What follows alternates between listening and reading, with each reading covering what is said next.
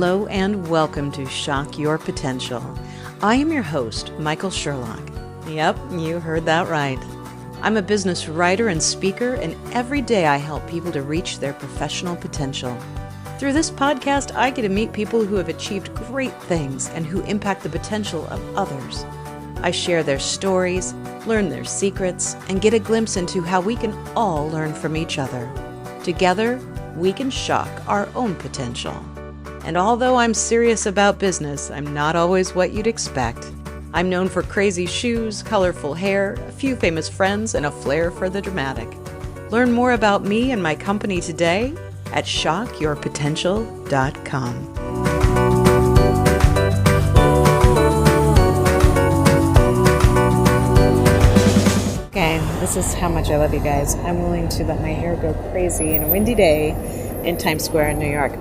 Yesterday, I had the great honor of interviewing Eddie Luisi, who is stage manager for Good Morning America and has been in that role for 33 of the 40 years of the show's history. And Eddie and I are going to talk about his weekly message called Friends in the Spirit 111. We're going to talk about the upcoming book that he and his wife are writing called Cue the Spirit. And yes, it's going to have a little bit of a spiritual edge to it, but it's really about shocking your potential in a different way. I know you're going to enjoy it, and you're going to love my friend as much as I do. Please join us.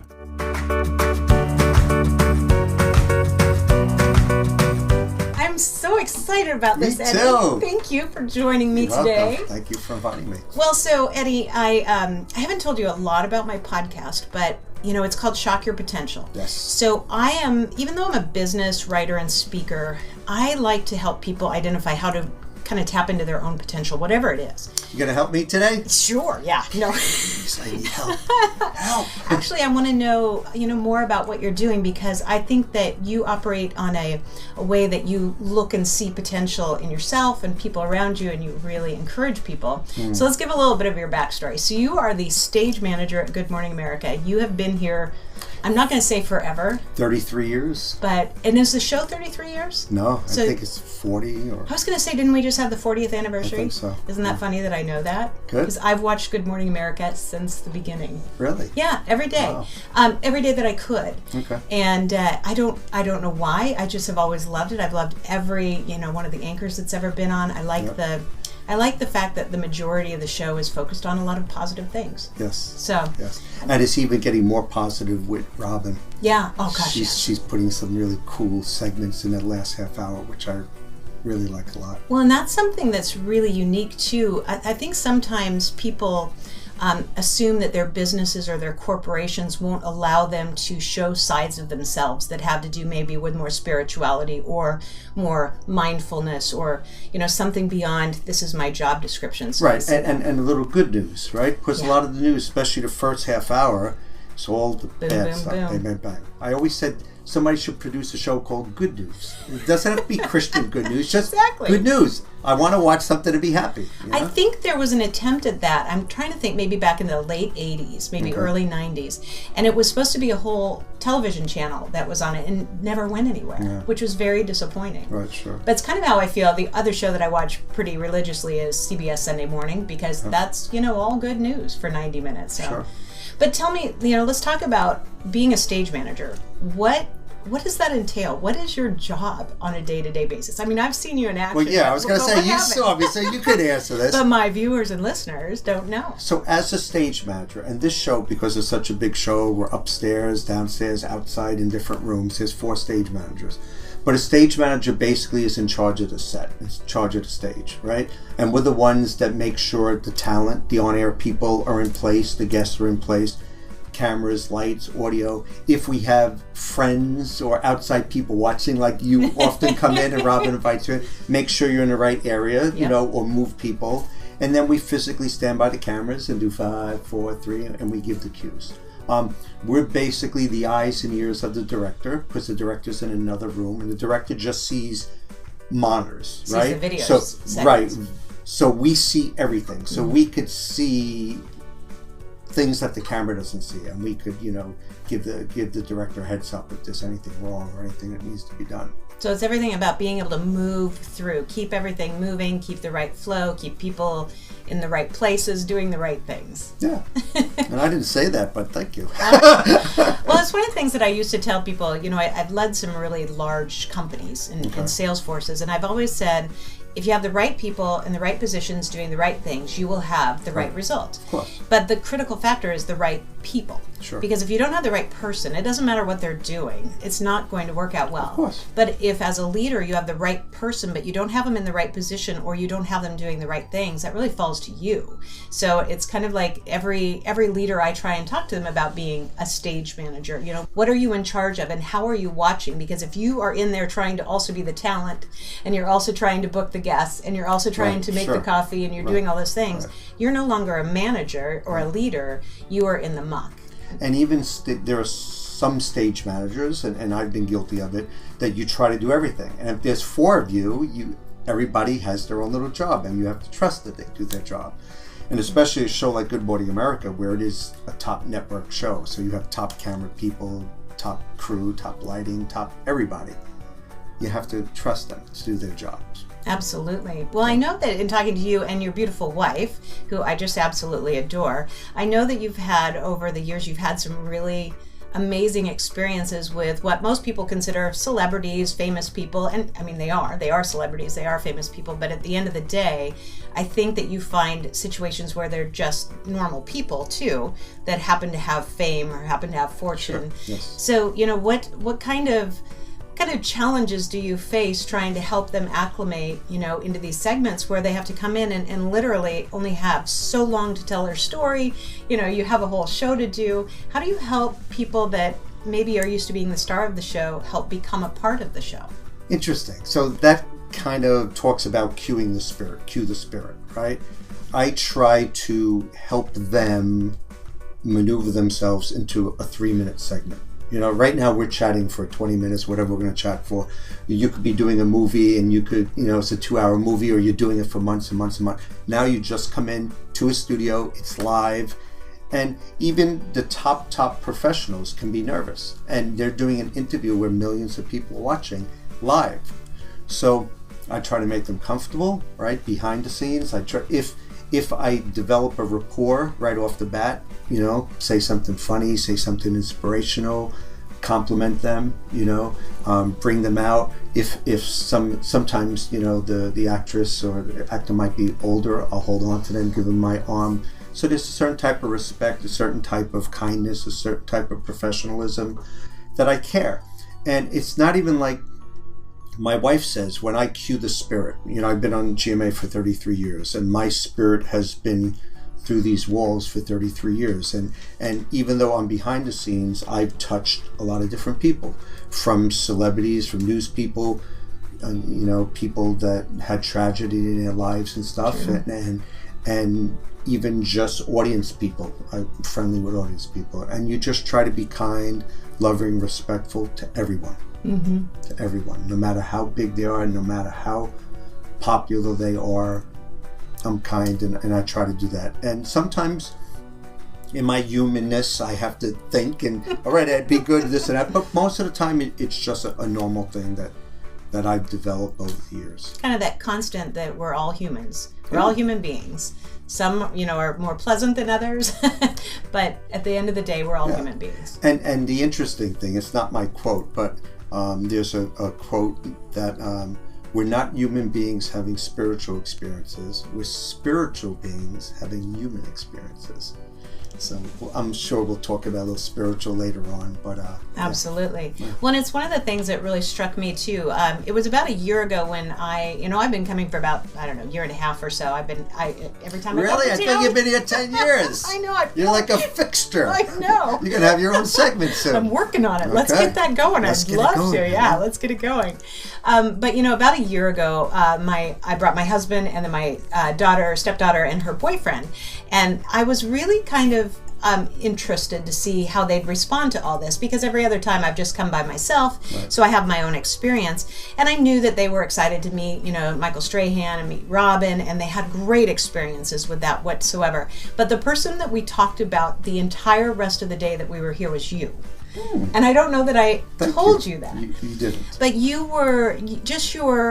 welcomed us, your energy, you were talking to us, you were giving us little bits and pieces of information, and you hugged us when we left, and it was funny because everybody's like, oh, Robin, we loved her, oh my gosh, she's so great, she's wonderful, Strahan, I can't believe he gave me a hug, my husband's like, he gave me a hug, I'm like, I know. But we just kept going over and over. Eddie he was so wonderful. He made us feel really welcome. And that to me, I think is where I want to share a little bit about why I want to talk more about Friends in the Spirit 111 and Cue the Spirit with you, is that you really do have that gift to make people feel comfortable, feel welcome, and feel loved. And no matter what you do in your professional career, your personal life, that is something that you can't fake. Thank you. And so thank you. You're welcome. So as you shared that with me, and along the way you gave me your card, and I started watching and listening to your Friends in the Spirit 111, and I'm going to ask you to talk a little bit about that. That has really struck me, and I'll tell you a little bit more about it first. But for those people who don't know what this is yet, talk a little bit about what it is, why you do it, how often you do it, and what calls you to that. So Friends in the Spirit 111 started out as emails Saturday morning. And I have maybe 500 friends, some religious, some spiritual, some not. But I would send out a weekly email, and I would basically cut and paste different things that I would get during the week. And then anything that touched me, I would send out. Then I told myself, it's great that I'm touching a certain amount of people, but I want to reach out to more, and I don't have more, friends than the 500 emails. So I said, maybe I should do it on Facebook. I tried to do Friends in the Spirit because it didn't have a 111, it was Friends in the Spirit. I tried to do it on Facebook. Somebody else had that. Mm-hmm. So I said, okay, I'm going to add 111. I was very much into spirituality and numbers, 1111, when you see certain signs, the angels are talking to you, or you're supposed to be aware of certain things. But 1111 was very spiritual, and certain religious people might not like that. So I said, well, I'm going to do 111. And then some people shared that they see 111 as the Trinity. So, okay, so there. Now we have a little religion, a little spirituality. So I start getting my camera, right? And dear friends in the Spirit, greetings and blessings to Eddie Luisi. And I found out when I started putting videos, because I initially just copy-paste and put it on Facebook, so it was just print. And I was getting 10, 20 people. All of a sudden I put the camera there, and all of a sudden hundreds and hundreds. And now I'm at a point where it reaches anywhere from 2,000 to 5,000. But what I also do after I make the video, I make a Saturday morning video now. So I have a little purple folder, and I compile things during the week, and then I have some old stuff that I have around. And I look through it, and when it touches me, I get a theme, and then I kind of read different things, and I share the week. And, a lot of the things I read from are from other people's writings, but I state where it's from, and then I put in my 2 cents, and I share different things. And that reaches, like I said, a few thousand. But what I also do, I copy paste and I send it to different groups. Some of the groups share it, so that gives me a better reach, and a lot of people don't. So it's like, okay, God, whatever you want it to do. It's a ministry that I love. I think I'm getting better at it. There are certain people that write back to me that really enjoy it. My niece, Kristen, says it's her family's church. They don't go to church, so this is their church. And I've learned from Joel Osteen, because I don't know where this ministry is going, right? And I've been at GMA 33 years. I'm 59 years old. I would love to retire soon. If God wants this ministry to be a full-time thing, or like you, giving talks and around the country, I would do it in a heartbeat. I really would. I would put ministry first, but I can't leave my job, and my wife has some medical issues, so we need medical. So I pray to God all the time. You let me know where you want this to go. If you want it to just be every Saturday and I have my little video and we do it and I touch people, great. If you want it to go somewhere else, then I'm open. I'm open to your will. And I say a prayer, the prayer Jabez, and it's a biblical thing, but it's, oh, that you would bless me indeed and enlarge my territory, that your hand will always be with me, keep me far away from evil, that I might not cause pain. Beautiful. And enlarging the territory is for God, right? Enlarge my territory for you, to do your will, to do your service, to help others. On my LinkedIn page, on my business card, I say Eddie has been honored and blessed to work with many of the best in the business so he could help others. There's a natural thing in me. I like to help people. When I meet people, there's a friend of mine who used to sing with me in church when he was a young person. He left the church. All of a sudden he's coming back and he picks up my guitar. Like, I want to buy him a guitar. Like, I want to give things to people. I like to donate. I like to give my time, treasure, talent. And you do. And it was one of the things that really struck me. It's interesting as I've, learned more about you from what you share in these. It's really opened up my eyes. Like you, I was raised Catholic. Somewhere along the way, I kind of stopped going. Really, the last time that I went to church was truly of volition was when my father passed away in 2001. And since then, I always say I talk to the big guy in my own way. We're always chatting, If it's a guy, right? Yeah. Guy, girl, I don't care, whatever. I've always called him the big guy. I'm not sure why. Okay. But I've had this relationship that has... it's had ups and downs like many people do with whatever faith that they're in. Right. But what has struck me is how you compile a message that really always seems to touch whatever I'm thinking about. And I know that there's many ways that messages can reach people, but I love it because you have a message that isn't overly religious, and it's not promoting a religion. It's just about being a good person, being a good human being, and as well as finding interaction with the spirit if you choose. And it's quite a blessing. And so I think for me it has become my church as well. Although I typically don't get to do it on Saturday. I usually listen to it on Tuesdays for some reason when I'm walking into town, and it's my meditation, it's my church, so Tuesday mornings are going to keep you in my prayers. There you go. Thoughts. And it's just joyous. I listened to Saturdays this morning on the train coming here, which is funny, about dancing in the rain and enjoying the rain, and it's pouring down rain in New York. And I recorded Saturday and I posted. Every Monday, I don't listen to it Saturday or Sunday, but Monday in my hour car ride to Good Morning America, I listen to it. And when I mentioned dancing in the rain, all of a sudden lightning. And then 2 minutes, 3 minutes later, dancing in the rain, it started pouring. I said, okay, God. You're happy with me. You're giving me an affirmation. Just like with the signs, if you see numbers on a clock, or like a lot of people are expecting God, he, she, it, whatever you call God, divine energy, love. They expect some type of voice or some type of big thunderous thing. And God is speaking to us all the time. God is blessing us all the time. We have to be aware.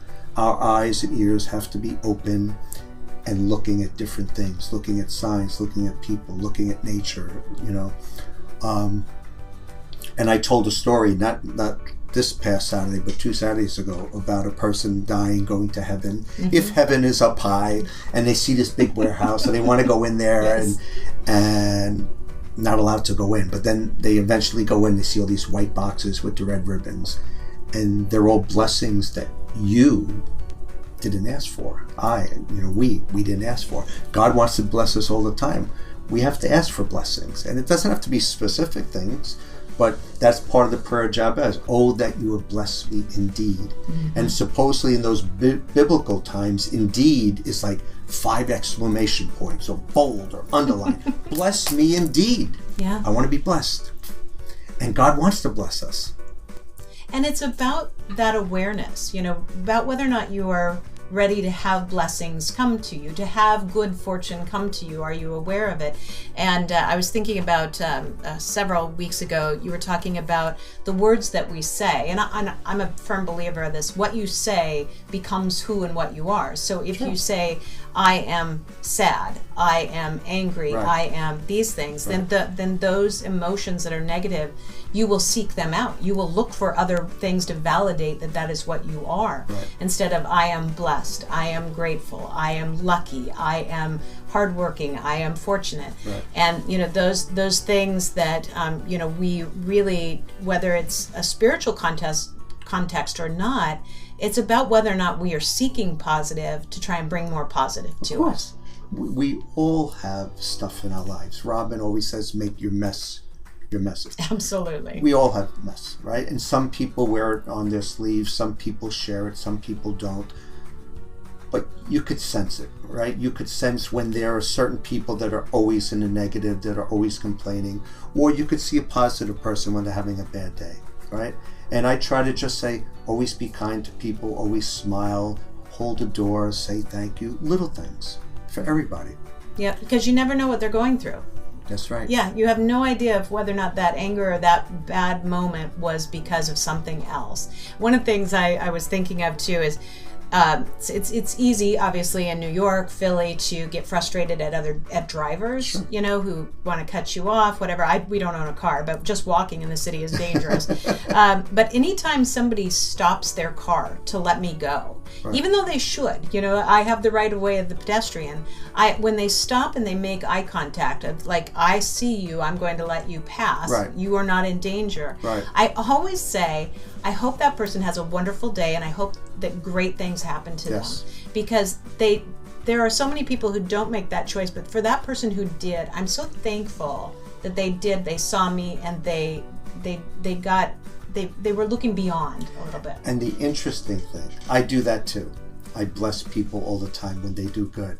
But when they don't do good and when they're nasty or they cut you off, I bless them too. But Yeah. that's sometimes when you need the blessings more. That is definitely where we Right. need it even more, because Sure. it's so easy then to get sucked down in frustration with somebody else who's done something wrong or nasty. And you know what? If you get into ministry, okay, so I used to do prison ministry. Mm-hmm. So I used to go in with a group of 10 men, and we used to go into prisons and do a weekend retreat there. And that's how I started my Fences Coming Down website. But what happens is you go in there to help somebody else, but then all of a sudden you feel all this joy and satisfaction, even though that wasn't the intention. Yeah. So it's the whole karma, do unto others as you want. It's you do good to other people. Not that you want good to come back to you, but it just does come back. Just does. It does. Yeah. You give. You buy somebody a guitar, something, things happen, Yeah. and I friended you and your family, and now you're saying these kind things to me, and now I'm in your podcast, and I have no idea where this will go, but Mm-hmm. I feel blessed and I feel honored that we're chatting, and I feel God's going to do something for my ministry more because of this, and hopefully my talks are helping you, and good things happening in your life through me also. Absolutely. Yeah, we lift each other up as Yes. we work together. Sure. So let's talk about Cue the Spirit, because Okay. this is really exciting. It's an evolution of where you're going from Friends in the Spirit 111 and your personal ministry, but Cue the Spirit even has some different connotations and some different future opportunities for you. So talk about that a little bit. And it's still evolving. Yes. So initially, when I went on Facebook, right? I went on Facebook, and instead of getting very personal and showing my family and all that stuff, I showed a lot of Good Morning America stuff. Mm-hmm. And I showed a lot of past pictures that I've had from the 70s and 80s, and people would just love the different celebs and the artists, and seeing me with a big hair or mustache or the funny clothes and stuff. I'm sporting a bushy beard right now, but this will shaved eventually. But so many people, especially friends, you should write a book, And I said, I have no desire to write a book about celebs that I've met. It doesn't do anything for me. But I chatted with my wife. My wife, Liz, used to be a producer at GMA, and then she was also a producer at Oprah. Very smart person, very, very kind, loving person. She would say, if you're going to do a book, since you're a stage manager and you cue people, 5, 4, 3, you cue, your spirit has been at GMA for all these years. Why don't you call it Cue the Spirit? I said, wow, that's great. Yeah. So if we're going to do this, that would be wonderful. Then we started these videos, Liz and I together, where we sat down together kind of on a love seat like Harry Met Sally, and we have fun together and we chit chat. And we're still developing what that is. But what's happening now, what we've decided is I do my Saturday video all by myself. Then you betcha. I do my Saturday video by myself. And then she watches it over the weekend, and then Monday we sit together, and then she picks 2 or 3 things that I said that she likes, and she discusses it and maybe asks me some questions to get me out of, more out of my mind and out of my heart, the things that I read. And there was talk about, doing a book, Cue the Spirit, about this, and asking other people to write something about how I might have touched their spirit, either at GMA or in other different ministries. But we just had a conversation this weekend. We were on the deck and we were having a cup of coffee together, and we saying, because Liz has always wanted to be a writer, and when we were younger and our kids were younger, she would make up these different characters in like children's stories and stuff. So she might go in the direction of doing this whole children's series, and I won't say the characters. She'll tell you, but at the end, the characters and the stories cue the spirit. So it might not be me anymore. And she said, would you be hurt if you don't do cue the spirit on you? I said, no, not at all. Right. I don't need a book on me and cue the spirit.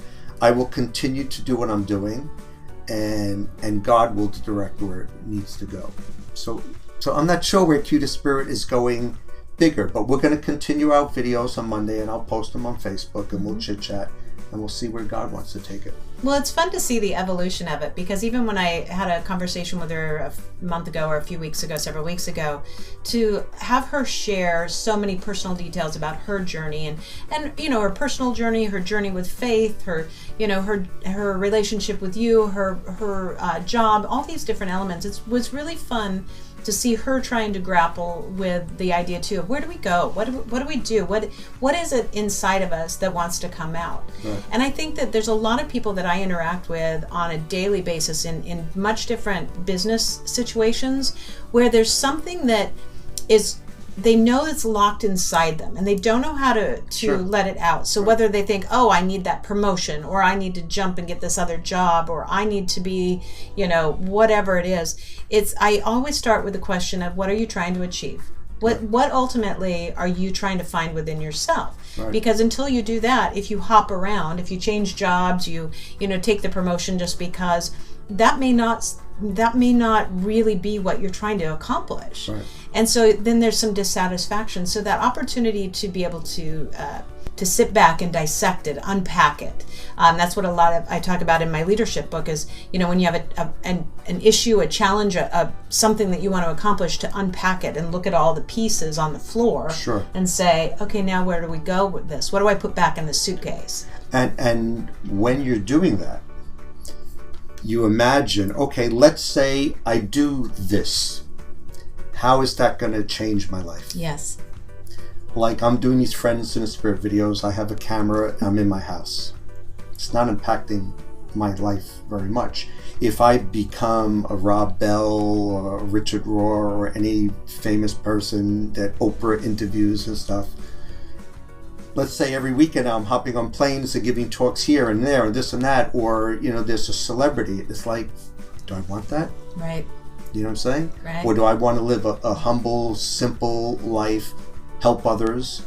I always say, God, if you want to bless me financially, right? I don't need this big millions of dollar house and this and that.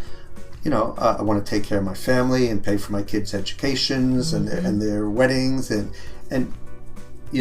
so and I also pray, because I remember, I'm old enough to remember the Twilight Zones and stuff. And The originals. Right, the originals. I'm 59 years old. Sometimes you ask for something. Yes. It's one thing, but there's all this other stuff around that all of a sudden, isn't really good for you.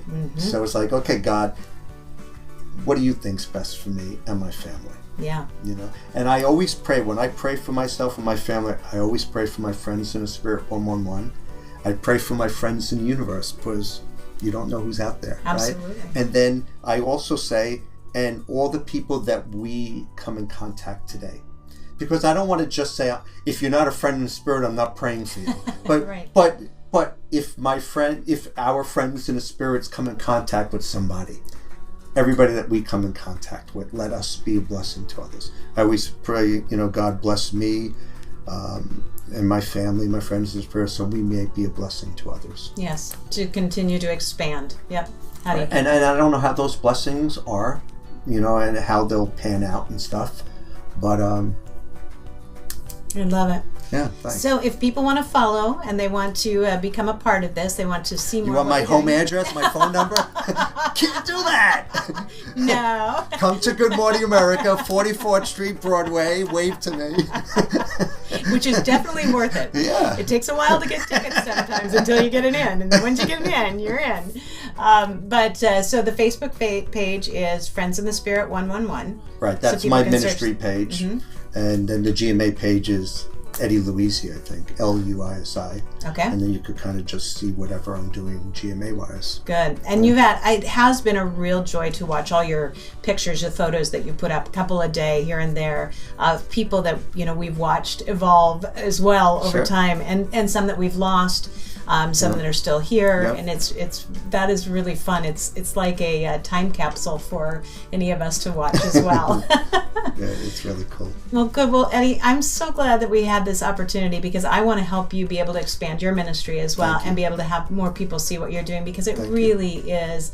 It's life changing and it's spirit changing, and I know that you have great things. So thank you so much. Thank you. Thank you. So I just finished with my interview with Eddie Luisi at the Good Morning America studios. Very fun, because I also ran into Mr. Michael Strahan as he was leaving from the Strahan and Sarah show, where they had just finished taping. And he saw me, gave me a big hug, so that was nice. Great day, and the rain has stopped in New York, so I'm happy about that. So I'm walking to meet somebody for lunch, and just kind of thinking through some of the dialogue that I just had with Eddie.